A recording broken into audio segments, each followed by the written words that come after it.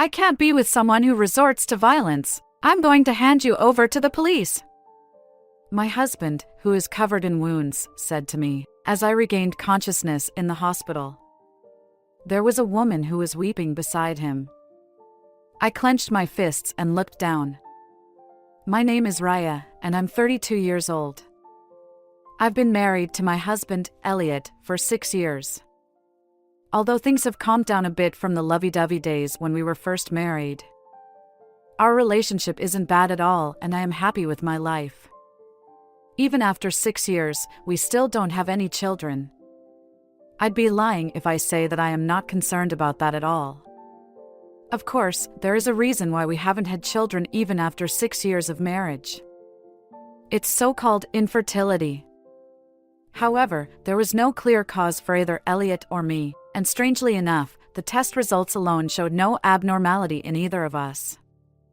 Nevertheless, the state of being unable to have children is called unexplained infertility in medical terms. My husband and I were in exactly this situation. There are two things that couples with this unexplained infertility can do.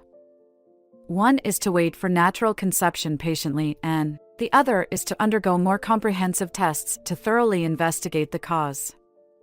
When we first found out about the infertility, driven by the strong desire for a child, we underwent various tests. However, the results remained unclear, and the cause was never definitively identified. At one point, the doctor suggested IVF and other methods, but by then, Elliot and I were both tired of trying to identify the cause of infertility, and gradually, we started thinking that, if we couldn't have children, we'd accept it and decided to spend our time together, just the two of us. Of course, the possibility of natural conception wasn't completely ruled out, and we haven't completely given up. However, we agreed that there was no need to forcefully pursue having a child.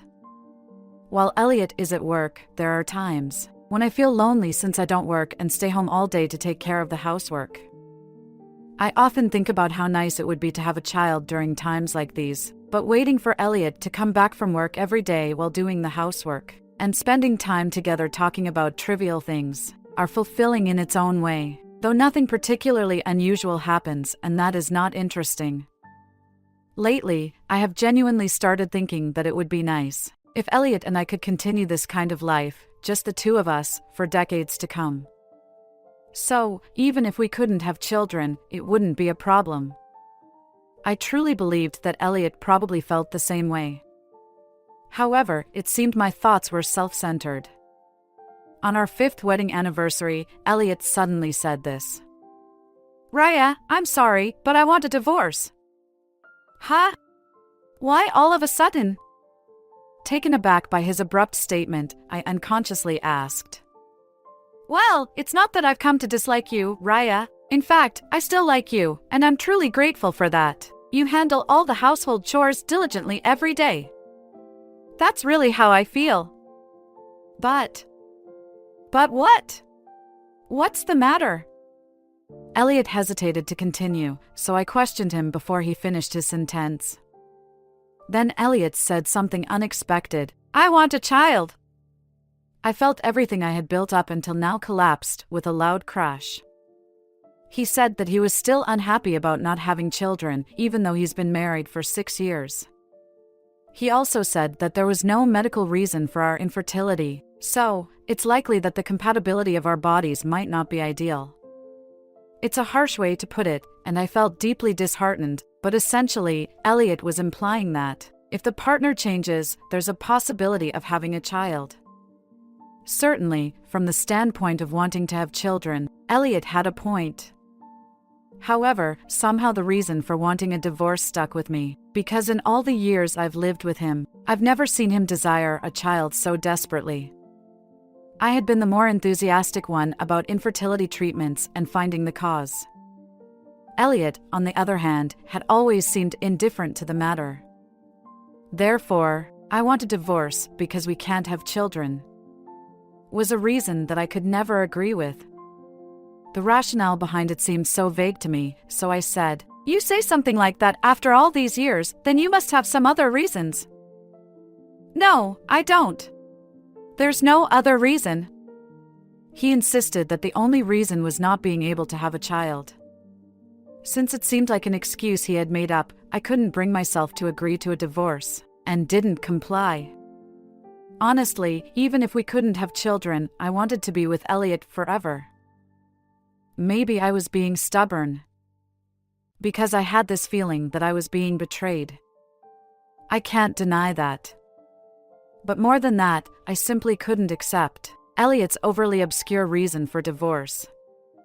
Even though there were no drastic measures like a trial involved, I guess Elliot had already factored in that kind of reaction from me.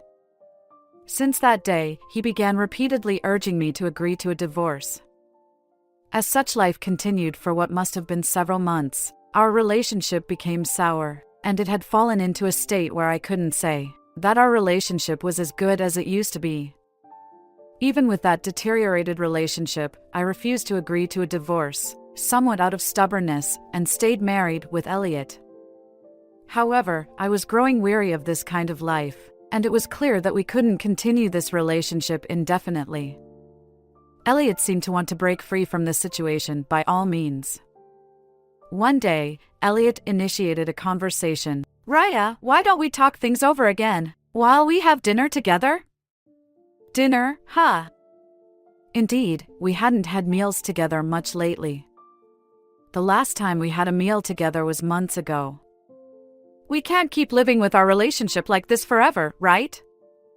Certainly, what Elliot said was right, and we couldn't leave this relationship as is.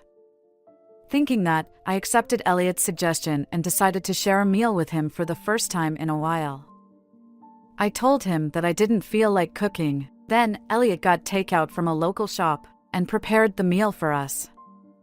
When we sat down, Elliot said with excitement, "Before we talk, how about having a few drinks?" I was surprised by his words, because I can't drink alcohol at all. Just a sip of alcohol makes me drunk instantly. When I got carried away and drank strong alcohol with Elliot in the past, I got terribly drunk with just a sip and ended up passing out. Elliot should know this, so I wondered why he would suggest that we drink. Perhaps he said it as a joke to lighten the mood. "Sorry, but you know that I can't drink, right?" Easily refused, Elliot seemed slightly disappointed, but he laughed and said, Sorry, you're right." That was the end of the conversation about alcohol. In that awkward atmosphere, we started having our meal. In between, Elliot would talk to me about random things. I responded in a nonchalant manner, and Elliot responded in a way that was neither negative nor positive. This awkward interaction seemed to symbolize our relationship, which went cold. Why was I still not agreeing to a divorce even in this situation? The atmosphere was so bad to the point that it was funny. Without turning to Elliot, I kept myself busy with my phone. Elliot didn't care about that, and he talked to me again about the divorce. But I wasn't really listening, and I just made agreeable responses here and there.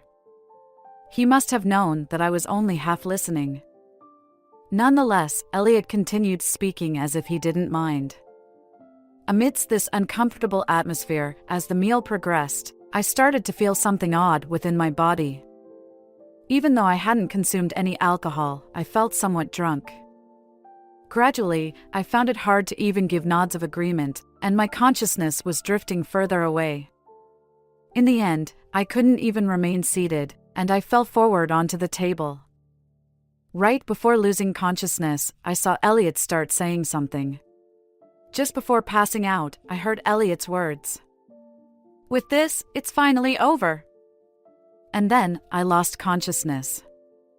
I didn't know how much time had passed since then. When I woke up, I was on a hospital bed, and by my side was Elliot, covered in wounds all over his body.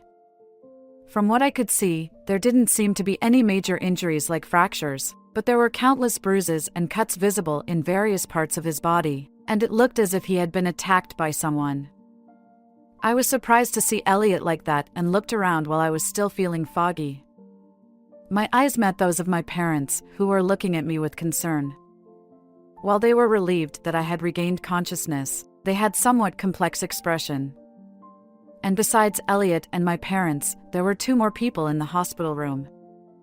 One was a male colleague of Elliot's, whom I had met a few times in the past, and the other was a woman who was crying profusely by my husband's side. Because I couldn't instantly comprehend the situation that I just saw, I asked Elliot so that I could understand. What happened? How did you get injured like that? And who are these people? I had so many questions to ask him that I got into a questioning mood. Calm down, I'll explain everything from the beginning. Saying that, Elliot began to talk. First of all, the root of all this is you drinking alcohol. Do you remember? As I shook my head, Elliot let out an exaggerated sigh. During the meal, I remember feeling drunk-like sensations, but I didn't drink alcohol. However, no, you suddenly started drinking alcohol. Perhaps you didn't like what I was saying and got drunk and started causing a scene. You punched me, started throwing things everywhere, and you were out of control. I couldn't hide my astonishment. There was no way something like that could have happened, I thought. According to Elliot, he called on a colleague and this woman because he realized that even as a man, he wouldn't be able to restrain me, who was uncontrollable due to drunkenness, and the situation was getting out of hand. I learned that this woman was an acquaintance of Elliot's, and he thought it might be helpful to have a woman when trying to hold me down since I am a woman as well. However, by the time this woman arrived at our house, I had already collapsed from being intoxicated. And I was lying unconscious, he explained. Perhaps due to my unruly behavior while drunk, my intoxication worsened. When I collapsed, I hit my head on the floor and became immobile. His colleague, who arrived later, also understood the situation upon arrival, called an ambulance and brought me to the hospital, because he was worried about me who was unconscious and Elliot who was covered in wounds. Both of them stayed here to explain the situation to me. For some reason, Elliot mumbled and gave no clear explanation as to why the woman was crying so hard. He simply asked that I leave her alone and not ask any more questions. Though feeling unsatisfied somehow, I couldn't say anything in response. After all, I had no memory whatsoever, so I didn't know what to say. I closed my eyes and groaned as I was trying to trace my memory, but I couldn't remember anything. Looking at me like that, Elliot said, I'm sorry, but I can't stay married to you any longer. Please accept the divorce this time. I may have had my share of bad moments, but I can't be with someone who gets drunk and resorts to violence, and now you've even injured me like this. I'm going to report you to the police. My eyes widened, but more than that, my parents looked freaked out. Wait a minute, Elliot. Certainly, it was wrong for our daughter to be violent, but isn't this a matter between a husband and wife? Let's handle this privately. No, even if we're in the middle of divorce negotiations, I can't stay silent after all this. I'll involve the appropriate authorities in this matter, Elliot said. With Elliot's words, an even heavier atmosphere filled the room. Elliot's colleague didn't intervene, and the woman stopped crying suddenly, so it became completely silent in the hospital room. I wonder how long the silence lasted. The heavy atmosphere was broken when both the woman and I started laughing at the same time. We held it in for a long time, but once we started laughing, there was nothing that the woman or I could do to stop it. Our small chuckle gradually turned into bursting into laughter. The reason why the woman and I were looking down wasn't because we couldn't bear the bad atmosphere, but because we were simply holding back our laughter while our shoulders were shaking from it. I told Elliot, who didn't seem to understand the situation at all. Police? Are you seriously saying that? Please, go ahead and turn me in. When I said that, I burst into laughter again, finding it funny. My parents were looking at me as if I had finally gone mad, with a puzzled expression. Seriously, this is hilarious. Is this a comedy? The woman was laughing hysterically, as if she agrees with me. Elliot was even more bewildered than the others, alternately looking at me and the woman, his expression becoming more and more stunned. Why are you laughing? First of all, you don't know each other, right? Elliot, who was turning pale, asked, and I told him the truth. We don't know each other? Serena and I? Actually, we know each other quite well. What? Now Elliot was completely pale. Just as I said. Serena, your lover, is a friend of mine. Well, we became friends only these past few months, though. Upon hearing the word lover, my parents and Elliot's male colleague all shifted their gazes to Elliot at once. To explain to everyone, I recounted the history between Serena and me. It all started a few months ago when you brought up the divorce. Since I wasn't convinced with the reason you gave me, I thought you were suspicious. Plus, I felt betrayed, so I hired a detective to investigate. That's how I found out about your relationship with Serena. Even though you said that you wanted to divorce me because we couldn't have a baby, you just wanted to remarry Serena in reality. Once I figured that out, I refused the divorce to buy more time. In the midst of all that, I decided to confront Serena and say a few things to her.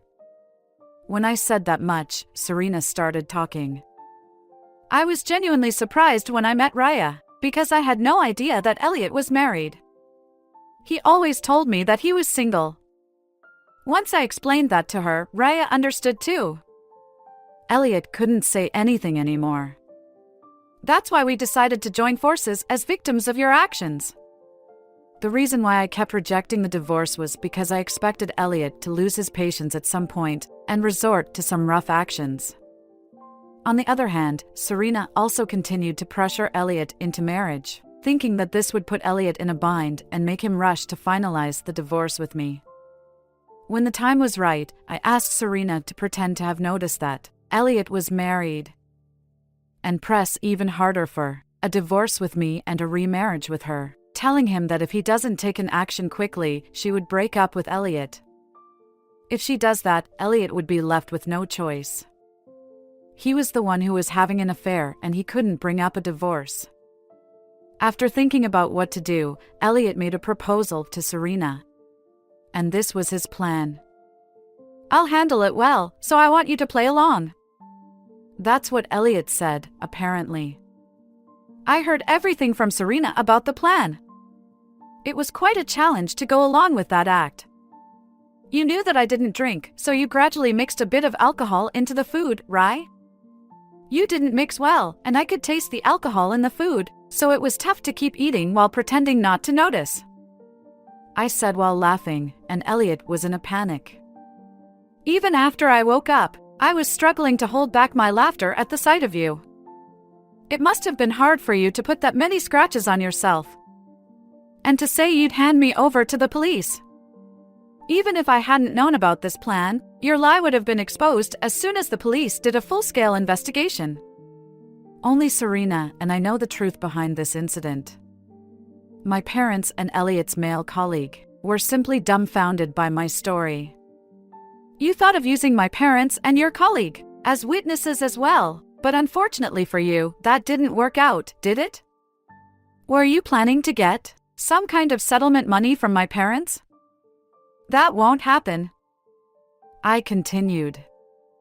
At this point, Elliot seemed to have become defiant and said, So, do you have evidence? Both Serena and I sighed in response to his words. While pointing at her phone, Serena said, I was filming you the whole time when you were making the wounds on yourself. You can't make any excuses or get away with this. Upon hearing that, Elliot collapsed. To him, I added, So, what are you going to do? Hand me over to the police? You can't do that, can you? Technically, I could report you to the police, but I'll cut you some slack, and as you wish, I'll agree to the divorce. However, in exchange, Serena and I will demand compensation.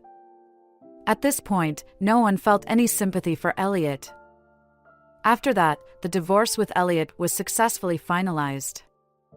Both Serena and I demanded substantial amounts of compensation. In my case, I was almost framed as the perpetrator, so I filed a civil suit as well. As for this case, the video that Serena had recorded was properly admitted as evidence, and we were able to easily win the case. Furthermore, having a colleague at the hospital as a witness became a double-edged sword, and people started talking about it at work. It was not hard to imagine that he wasn't respected anymore and lost his position and everything at work. With this, Elliot has lost everything, such as his wife, his lover, his social status, and even the money to support himself. This was exactly what both Serena and I, who were betrayed by him, wanted. Through this, Serena and I became best friends. Nowadays, we go out together, even to matchmaking parties. You never know where you might form connections, but as fellow victims of the same man, we want to continue to have a good relationship.